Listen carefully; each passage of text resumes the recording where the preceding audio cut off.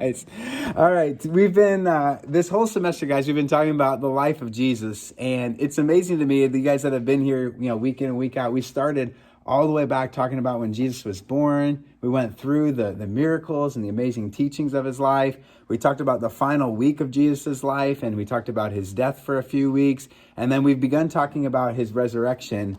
And we're going to end the semester talking about his appearances after the resurrection. But today, we kind of left off last week talking about the empty tomb. And we were like, what is this empty tomb really about? It's inevitable, or it's undeniable, that there was, in fact, a place that Jesus was buried, and that tomb, that grave, that actual place was empty. And we kind of left the story there last week. And so this week, we really just want to talk about Easter, which most of you guys, has everybody here been around like on an Easter Sunday or been to Easter Sunday church? Never, ever. Never. How many of you guys have been to Easter Sunday church like every year since you've been born? Never.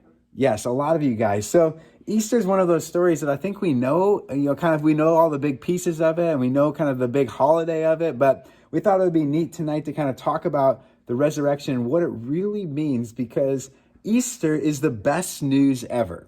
Like, that's really the heart behind Easter. We call it a gospel, which means good news.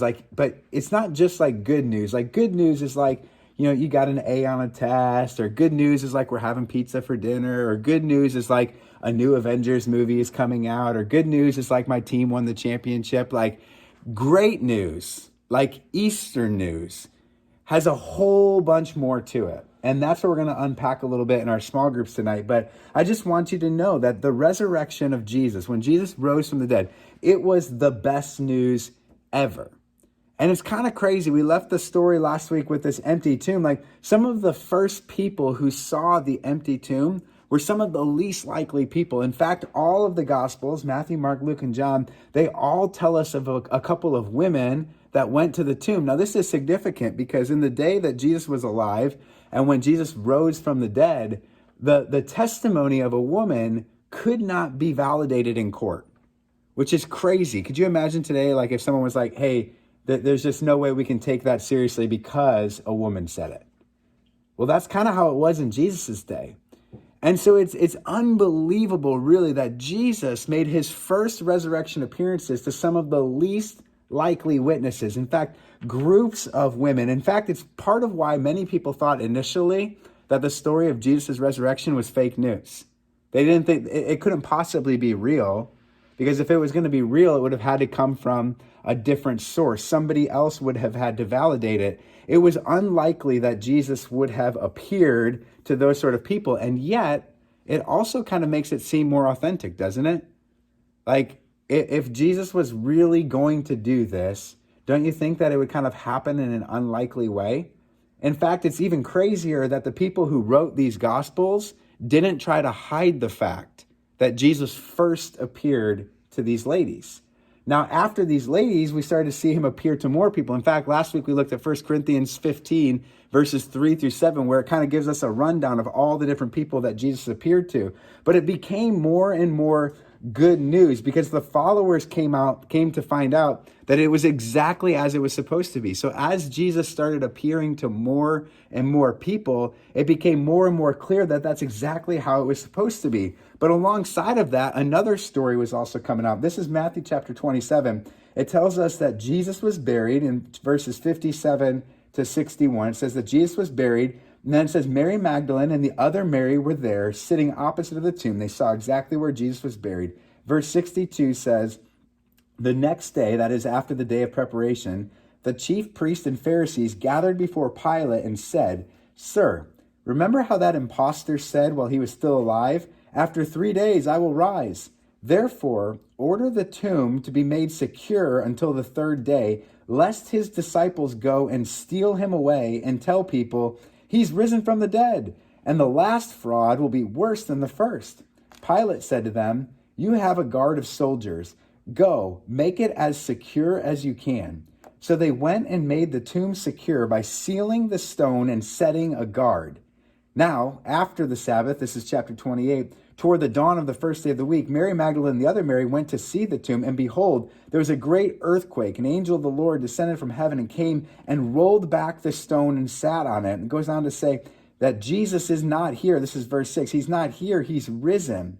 He said, come see the place where he lay. Then they go in and they look and they see the place where he lay. Verse 11 says that while the ladies were going to tell the other apostles what they had seen, some of the guard went into the city and told the chief priest all that had taken place. When they had assembled with the elders and taken counsel, they gave a sufficient sum of money to the soldiers and said, tell people, his disciples came by night and stole him while we were asleep.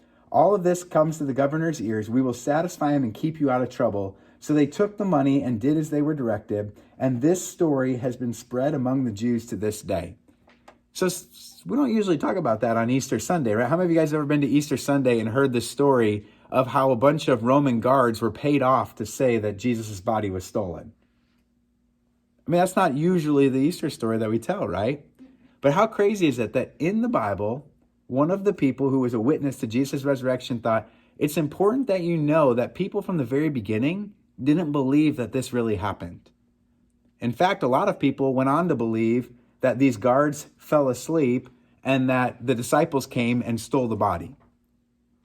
And so you really have these two stories, and you have to ask yourself, like, is the story of Easter fake news? Or is the story of Easter great news?